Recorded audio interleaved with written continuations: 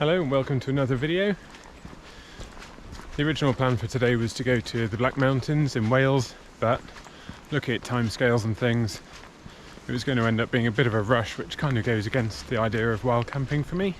So instead I've kept it a bit more local, and I'm out walking in a part of Exmoor I haven't explored before.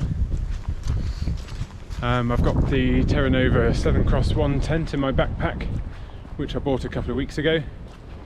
So I'm looking forward to getting to grips with that a bit more and sharing some of my thoughts on it. And I'm also using my GoPro for the first time ever, which I bought second-hand off Facebook a few days ago. So hopefully the quality of the video and audio will be a bit better on this video than my previous two videos, which were both shot on my mobile phone.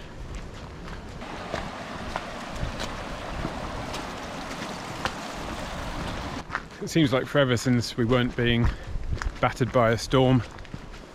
I dare say there are a lot of you out there who normally go wild camping at the weekends who have just been kind of holed up at home, unable to get out there and explore.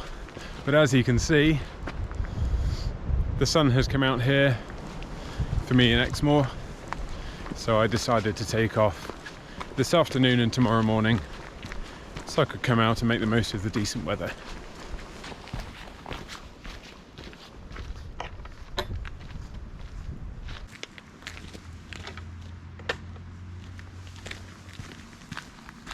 That blue sky is something else after what feels like weeks of abuse by the weather.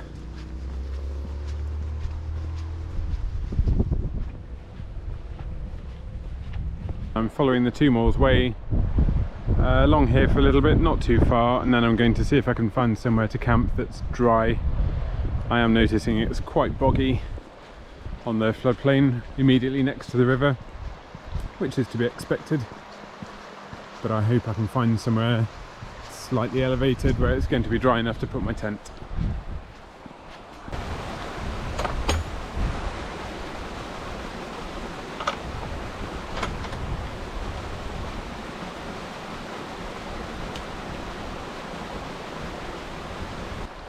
So I mentioned earlier that rushing over to Wales wasn't really in keeping with the reasoning behind going wild camping, and the last few months I've been noticing that a lot of people have different reasons for going camping. And that includes myself. I've noticed my motivation for camping has kind of changed in time. So I went to my first wild camp as an adult in summer 2019,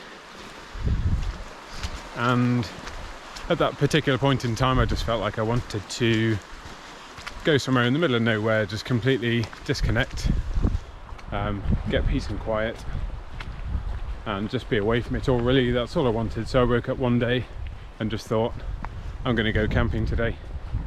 Went to Mountain Warehouse, bought a pretty cheap sleeping bag, pretty ineffective sleeping mat. I got my tent out of the loft and found a nice coastal spot for a wild camp.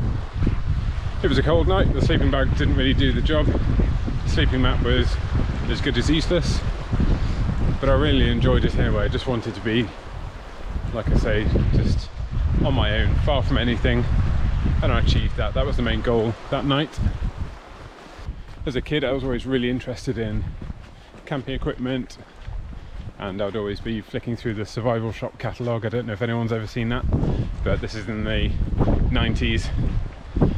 I'd be flipping through all the tents, all the stoves, all the camouflage netting, all the knives, you know, all the useful stuff that a 9-year-old needs. And when I was a kid I had chickens, and I used to sell the eggs far and wide, and after quite a lot of saving up I managed to get £200 together to buy myself a Vango Hurricane Alpha tent. I knew all the specs on it, I'd compared it to everything else, and I decided that was the tent for me, because naturally I needed a tent that was going to withstand gale force winds at the age of 10. I think I slept in that tent 3 times, All of those times were not adventures, they were in very close proximity to my parents' house. It's just with friends from school. Always do gates up. So it was pretty funny really to be able to drag that very same tent out of the loft, 25 years after I bought it, and then take it out while camping as a grown-up. So finally, after all these years, I'm able to put this camping equipment to use, and I'm still collecting the camping equipment. This is Cow Castle, dead ahead of us, and I'm seeing a nice little spot over here where it's quite flat. Only problem is there's about a 7-metre wide river in the way, and I don't fancy swimming today. Can I get across that thing, I wonder?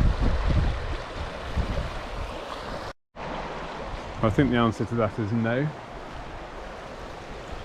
I'm not going to do any stunts on that thing.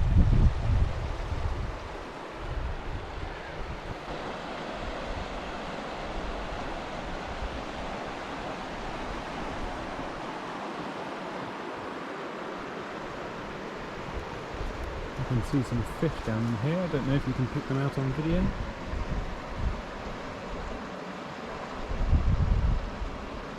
Okay, well I found a place to pitch my tent now. It's not ideal. I'd like to be a bit further away from the footpath, but because it's not too far away from sunset now, my plan is just to pitch quite late, get up early, get out of the way so it won't be in anyone's way. Time to get the tent up.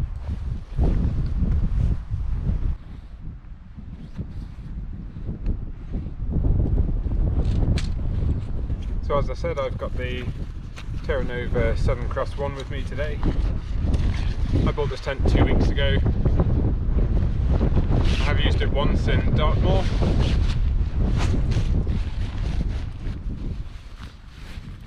But I didn't get to shoot any footage that time, so this time I'll show you a little bit more about it and share some of my thoughts and show you some of the features with improved video quality.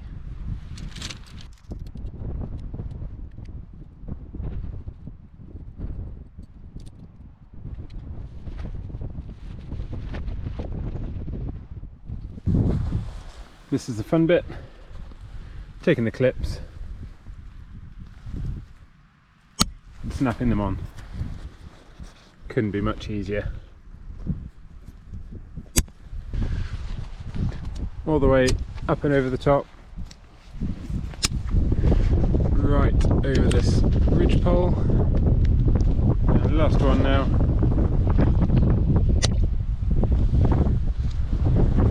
The tent is now taking its shape. Now all that remains is to get the side guy lines done, and then we have a selection of these bungees around the sides of the tent which just help to pull it all out. So I'll do that now.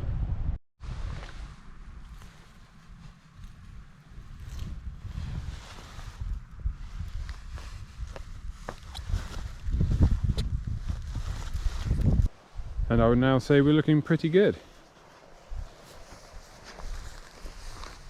Pitches lovely and smoothly, this tent. Really good shape all around.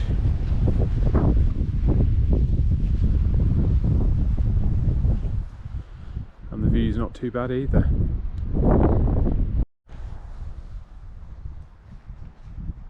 One thing I will say while I'm here, you can look at the inner, that's currently a bit loose, but you do have these buckles and straps in the corner, so if you pull on that, it puts some tension into the inner, and you've got these on all four corners. You can actually feel for them on the inside. It's a bit of a fiddle, but you're able to apply tension from outside the tent.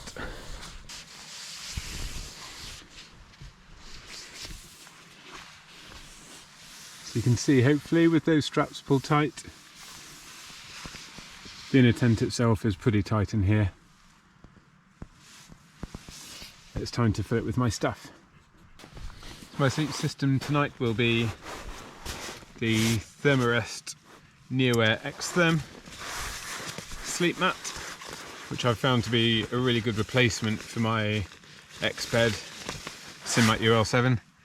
I say replacement, I've still got both mats, but I really wanted to try the Thermarest because its R value is so much higher, and I think it's pretty much the winner for me. It's same weight, same size basically, but I think about twice the R value. So it's a bit of a no-brainer. And the sleeping bag is the Rab Ascent 900, which I found to be an absolute winner. I've got a Berghaus Elevation 600, which I thought was going to be a really good winter bag, but it just hasn't really cut it for me. The Rab Ascent 900 has been good down to I think about -2, -3 ambience quite comfortably so far. That's with wind chills below -10 as well. Not that that's really a factor. Then I've got my trusty little Trekology Aluft pillow, which just adds that little bit of comfort for something that packs down to basically the same size as my hand.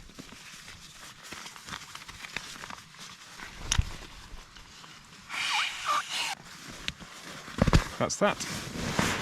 And this Aluft pillow has a really handy elastic strap on it.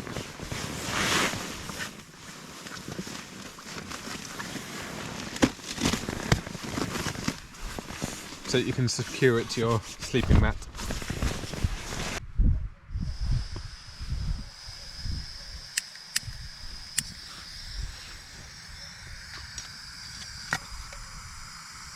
That's my meal cooked.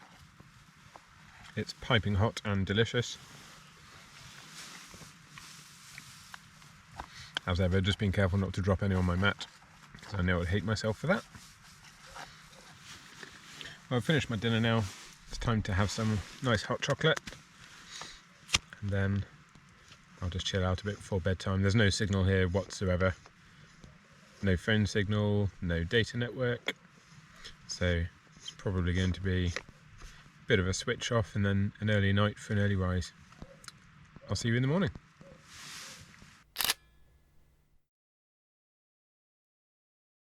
Good morning. It's now about 7:15. It's time to get some breakfast going and then get packed up and get out of here before I feel like I'm in the way.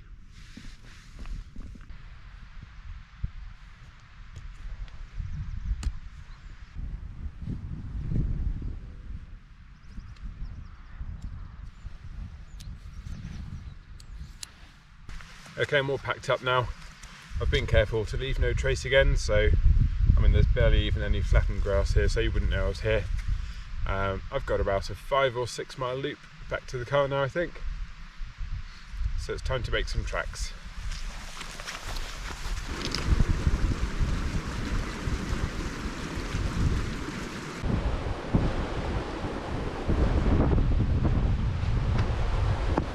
It's a very different day to yesterday. This is how Exmoor often feels. Quite dark, it can be fairly inhospitable. It's not exactly raining, it's more just a mizzle, kind of moisture in the air you can feel on your clothes, on your skin. Saying that, it is now turning into light rain, but I've only got about an hour and a half, I think, to walk back to the car.